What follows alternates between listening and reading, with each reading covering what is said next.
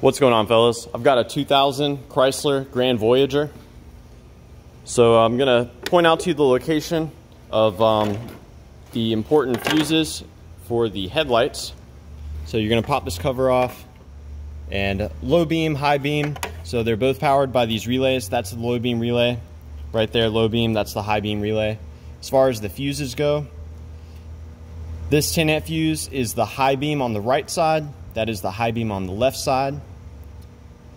And this 15 amp is the low right, and that is the low left.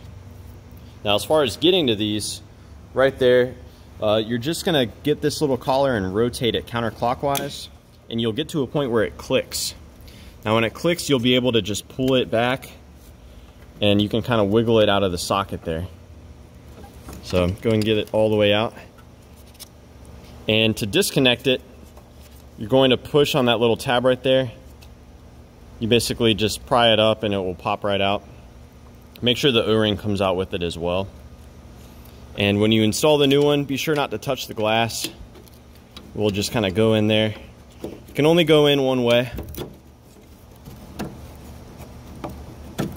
And you orient it so that the connector part is up.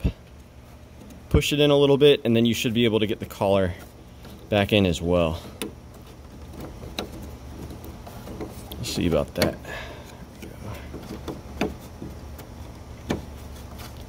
There we go. So that's how to get to the high and low beam. It's the same bulb.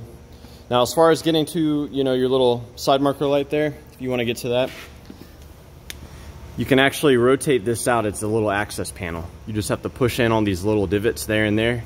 This will rotate counterclockwise, and you'll be able to get in there to get the bulb out. So yeah, I hope this was helpful. Let me know if you guys have any questions, or more importantly, any advice about troubleshooting the bulbs on your Grand Voyager.